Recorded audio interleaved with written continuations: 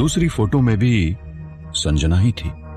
उसने मेकअप तो लगा रखा था, लेकिन वो उसके चेहरे पर थोड़ा बिगड़ सा गया था। उस फोटो में संजना के बाल भी थोड़े बिखरे हुए थे, इसलिए संजना ने उन्हें पोनीटेल के रूप में बांध रखा था। उन दोनों फोटो के बीच मात्र 3 मिनट का ही फर्क था, जैसे कि वॉइस नोट वाले इंसान ने भी कहा था। गौरी गुप्ता के साथ में जो संजना थी वो फोटो 11:28 पर ली गई थी, और वो जो दूसरी फोटो में जो संजना थी वो फोटो 11:31 पर ली गई थी। माधुरी कभी भी गैलेक्सी अपार्टमेंट नहीं गई थी, इसलिए उसे पता नहीं था कि ये गैलेक्सी अपार्टमेंट्स जोधपुर शहर के किस कोने में है। ज्यादा जानने के लिए माधुरी ने गैलेक्सी अपार्टमेंट को इंटरनेट पे ढूंढा तो उसे पता चला कि गैलेक्सी अपार्टमेंट तो जोधपुर शहर के पूर्व में पड़ता है, जिसे अंग्रेजी में ईस्ट जोधपुर शहर कहते हैं, और गर्वित का छोटा राजमहल तो जोधपुर शहर के पश्चिम में, और दोनों जगहों के बीच की दूरी करीब करीब 20 किलोमीटर से भी ज्यादा की है।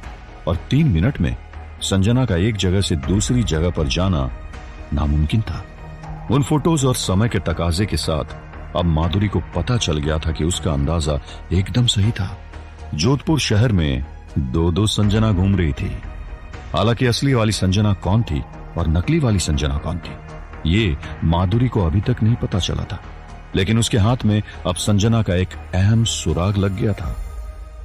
अरे मुझे कोई फर्क नहीं पड़ता कि असली वाली संजना कौन है, क्योंकि गौरी गुप्ता और असली संजना तो जानते ही होंगे कि नकली संजना कौन है। और तो और शायद गौरी गुप्ता और असली संजना ने ही नकली संजना का इंतजाम किया होगा। लेकिन उन दोनों ने ऐसा आखिर किया क्यों होगा? अपने मन में ख्यालों का स्वेटर बुनते बुनते अपने हाथ में मोबाइल थामे माधुरी वजह जानने की कोशिश में लगी हुई थी, लेकिन उसके हाथ में सुराग तो मिल गया था, लेकिन वजह अभी भी गायब थी। माधुरी को वैसे भी इतना फर्क नहीं पड़ रहा था कि ये जानकर कि नकली संजना कौन है, क्योंकि उसे इतना तो पता चल ही गया था कि 2 संजना खेल खेल रही है। लेकिन माधुरी रुकने वाली नहीं थी। वो अपनी जांच पड़ताल जारी रखेगी, और जब उसे नकली संजना के बारे में पता चल जाएगा तब वो गौतम से जाकर मिलेगी। यह उसके लिए गौतम से मिलने का सुनहरा मौका होगा। गौरी गुप्ता बहुत चालाक थी। जब उसकी लड़ाई संजना से हुई थी तो उसने संजना के पूरे प्लान को विफल कर दिया था। अगर संजना चाहती थी कि चीजें उसी की तरह से हो जैसे उसने योजना बनाई है, तो संजना को गौरी गुप्ता से बचने की जरूरत थी। ऐसा लग रहा था कि संजना को अगले दिन सुबह सुबह गर्वित के छोटे राजमहल जाने का बहाना ढूंढना होगा। शायद संजना गौरी गुप्ता के प्लान के थोड़ी खिलाफ थी। वहीं आशना पूरे दिन सोई नहीं थी, इसलिए वो काफी थकी हुई थी और ज्यादा जाग नहीं सकती थी। उसका बदन अभी भी टूट रहा था। जब आशना नींद के नींद लोक में पहुंच गई तो भी उसे अच्छे से नींद नहीं आई थी, बल्कि उसे तरह तरह से सपने आ रहे थे। पुरानी यादों के सपने और अभी के दिनों के ताजा हालात के सपने, सब कुछ मिश्रित था। कभी आशना उदास हो रही थी और कभी अगले ही पल उसे सपने में कुछ ऐसा दिख रहा था जिससे वो खुश हो रही थी। वो सपने को देखकर आशना काफी इमोशनल हो गई थी। जब आशना की आंखें खुली तो आशना ने देखा कि उसका पजामा पूरा गीला हो गया है और उसका गला सूख गया है। उसका शरीर इतना गर्म हो गया कि ऐसा लग रहा था कि आशना आग में नाच रही हो। आशना ने अपने आप को पूरी तरह से रजाई से ढका हुआ था, लेकिन उसके बाद भी आशना का शरीर कपकपा रहा था। उसे पसीना तो आ रहा था, लेकिन वो उसे ठंड का एहसास करवा रहा था। आशना को लग रहा था जैसे किसी ने उसकी छाती पर एक बड़ा सा पत्थर रख दिया, क्योंकि उसे सांस लेने में भी हल्की मुशक्कत करनी पड़ रही थी। आशना बिस्तर से उठकर थोड़ा पानी पीना चाहती थी, लेकिन उसकी हालत इतनी खराब थी कि उसका शरीर अब उसका साथ ही नहीं दे रहा था। इसलिए जिस हालत में वो थी उसी हालत में वो बिस्तर में पड़ी रही। आशना को भी पता चल रहा था कि उसके शरीर का तापमान वक्त दर वक्त बढ़ता जा रहा था और उसे डर लगने लगा कि कहीं वो इस शरीर की आग में पिघल तो नहीं जाएगी। ये सोचते हुए आशना ने अपना हाथ रजाई से बाहर निकाला और पूरे बिस्तर पर इधर उधर चलाने लगी थी। कुछ सेकंड्स बिस्तर पर हाथ चलाते चलाते आशना को अपना फोन मिल गया था। उसके हाथ कांप रहे थे, लेकिन जैसे तैसे उसने कॉल मिला दिया था। आशना ने नौकर गोपाल को कॉल लगाया था। पूरी घंटी जाने के बावजूद सामने से किसी ने आशना का कॉल नहीं उठाया था। शायद क्योंकि रात बहुत ज्यादा हो गई थी और शायद नौकर गोपाल ने रात को अपना फोन साइलेंट कर दिया होगा और वो अब तक सो चुका होगा। जब आशना को यह ख्याल आया तो आशना कॉल कट करने वाली थी और जैसे तैसे बिस्तर से उठकर नीचे बैठक कक्ष में रखी डायरी से डॉक्टर शर्मा का नंबर ढूंढकर उन्हें कॉल करने का सोच रही थी। हालांकि आशना की उंगली जब तक उस कॉल को काटने के लिए लाल बटन को दबाती, सामने से कॉल उठ चुका था। आशना ने सामने से हेलो कहा, लेकिन उधर से कोई जवाब नहीं आया था। आशना इतनी ज्यादा तकलीफ में थी कि उसे बोलने में भी दिक्कत हो रही थी। आशना ने अपनी आंखें भी नहीं खोली थी और उसके मुंह से बस धीमी सी आवाज बाहर आई, क्या तुम गोपाल बोल रहे हो? सामने से इस बार भी कोई जवाब नहीं मिला। आशना चौंकी और अपने शरीर की पूरी ताकत को इकट्ठा करते हुए बिस्तर पर बैठते हुए अपनी आवाज का पूरा जोर डालते हुए बोली, क्या तुम सुन रहे हो? क्या तुम सुन पा रहे हो मुझे? गोपाल, मैं। इससे पहले कि आशना आगे कुछ बोलती, फोन कट चुका था और आशना को अब कानों में बस बिजी टोन प्राप्त हो रही थी। आशना तेज बुखार से तप रही थी और इस वजह से उसका दिमाग बिल्कुल भी काम नहीं कर रहा था। कुछ देर तक आशना को कुछ भी समझ में नहीं आया, लेकिन बाद में उसे एहसास हुआ कि कुछ तो गड़बड़ है। आशना ने तुरंत अपनी आंखें खोलते हुए अपना फोन चेक किया और जब आशना ने अपना कॉल रिकॉर्ड चेक किया तो उसे पता चला कि उसने कॉल नौकर गोपाल को नहीं बल्कि गर्वित को लगाया था।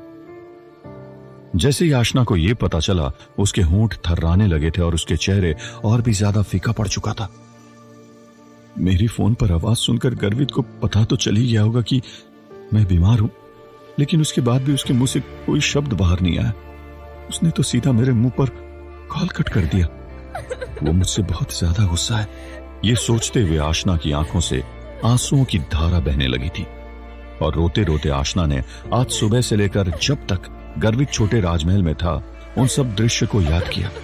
आशना टूट चुकी थी और उसकी आंखों से आंसू रुकने का नाम नहीं ले रहे थे। आशना ने अपना ध्यान उस बातों से हटाने के लिए अपनी नजर फोन पर आ रहे गर्वित के नाम से भी हटा दी थी।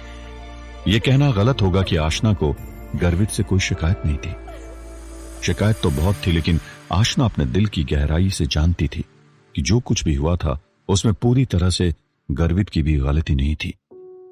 संजना के करियर को बचाने की खातिर गौरी गुप्ता ने मेरा फायदा उठाया, लेकिन जब गर्वित छोटे राजमहल आया था तो इतना भी गुस्सा नहीं था। हाँ, मैं मानती हूं कि गर्वित ने अपने गुस्से को काबू में रखने की बहुत कोशिश की थी और मुझे चुपचाप सहन करता जा रहा था। अगर उसने मुझे गर्व निरोधक गोली लेते हुए नहीं देखा होता तो शायद ये सब कुछ होता ही नहीं जो हुआ। आखिरकार उसका इस्तेमाल किया गया है और उसे धोखा दिया गया है। यह कहना गलत होगा कि गर्वित का गुस्सा या उसका स्वभाव खराब है। अगर उसका स्वभाव बहुत ज्यादा अच्छा भी होता तो भी वो ये सब सहन नहीं कर पाता, और वो तो क्या, उसकी जगह कोई और भी होगा ना, तो वो भी ये सब सहन नहीं कर पाएगा। इसलिए उसकी गलती तो ना के ही बराबर है। ये सब गौरी गुप्ता का खेल होगा। अपने मन ही मन ये सोचते हुए और अपने आंसुओं को पोंछते हुए जैसे तैसे आशना बिस्तर से बाहर निकल गई थी। क्योंकि आशना को तेज बुखार था, इसलिए उसके शरीर में बहुत कमजोरी थी। कल रात से वैसे भी उसने कुछ खाया नहीं था, इसलिए उससे खड़ा भी नहीं हुआ जा रहा था। अपने कांपते हुए पैरों से जब आशना ने एक कदम आगे बढ़ाया तो उसी वक्त वो जमीन पर गिर गई थी। गनीमत थी कि नीचे कारपेट लगा हुआ था, इसलिए आशना को कोई चोट नहीं आई थी। कारपेट को पकड़ते हुए आशना ने अपने शरीर को ऊपर उठाने की कोशिश की, लेकिन उसका दिमाग उसे अंधकार की तरफ धकेल रहा था। आशना को हल्के हल्के चक्कर आने लगे थे। आशना ने 2 या 2 से ज्यादा बार उठने की कोशिश की, लेकिन हर बार वो कोशिश करती और उसे मुंह की खानी पड़ रही थी। जब आशना ने अपनी आंख खोली तो आसमान नीला हो चुका था और सूरज का प्रकाश कमरे को रोशनी से भर चुका था। खिड़की खुली हुई थी और मध्यम हवाओं से कमरे के पर्दे खुली हवा में लहरा रहे थे। चूंकि आशना अभी अभी सोकर उठी थी और कमरे में रोशनी का भंडारा था, इसलिए आशना की आंखों में रोशनी चुभ रही थी। अपनी आंखों को हाथ से ढकते हुए आशना ने धीरे धीरे अपनी आंखें खोली। अप्रत्याशित रूप से आशना को अपने हाथ के पीछे की तरफ एक बैंडेड लगी हुई दिखाई दी थी। आशना को कुछ समझ नहीं आया। आशना ने उस बैंडेड को हल्का सा अपने हाथ से निकाला तो उसे अपनी नस पर एक छोटा सा पिन होल दिखाई दिया। आशना जब नीचे कारपेट पे बेहोश हो गई थी तब एक डॉक्टर आया था और उसने आशना को शायद स्लाइन दिया था। ये देखकर और अपने मन में कुछ अजीब से विचार इकट्ठा कर आशना नींद से पूरी तरह जग गई थी। आशना तुरंत ही बिस्तर पर बैठ चुकी थी और अपने आसपास की चीजों को देखने लगी थी और ये सोचने की कोशिश करने लगी कि कल रात को क्या हुआ था। तभी आशना को एहसास हुआ कि कल रात वो चक्कर खाते हुए जमीन पर गिर गई थी, लेकिन अभी जब वो उठी तो उसने अपने आप को बिस्तर पे पाया। और तो और आशना के सर पर बाम भी लगा हुआ था। यही नहीं, उसकी रजाई में उसे गर्म पानी की थैली भी मिली जो पूरी तरह से ठंडी हो चुकी थी। कल पूरी रात तो मैं छोटे राजमहल में थी, तो मेरी मदद किसने की? किसने मेरी देखभाल की? मैंने गलती से घरवीत को कॉल लगा दिया था। क्या वो छोटे राजमहल आया था? ये सोचते हुए आशना ने अपने ऊपर से रजाई हटा दी थी। आशना बिस्तर से निकलकर देखना चाहती थी कि क्या गर्वित वापस आया है क्या। लेकिन इससे पहले कि आशना बिस्तर से बाहर निकलती कि अचानक बेडरूम के दरवाजे पर नॉक हुआ और बेडरूम का दरवाजा खुला। आशना की नजर दरवाजे पर ही जम ही गई थी कि तभी उसे नौकर गोपाल को अंदर आते देखा और नौकर गोपाल ने कहा, अरे मिसेस गर्वित, आप उठ गई? मिसेस गर्वित? क्या नौकर गोपाल आशना से ही बात कर रहा था? आशना ने अपने आप को शीशे में निहारा। आखिरकार आशना तैयार हो गई थी और जाते जाते अपने आप की आखिरी झलक देखने के बाद मास्टर बेडरूम का दरवाजा खोलकर आशना कमरे से बाहर निकल चुकी थी। आशना या संजना का कौन सा दोस्त आया होगा? सुनते रहिए ये प्यार नहीं आसान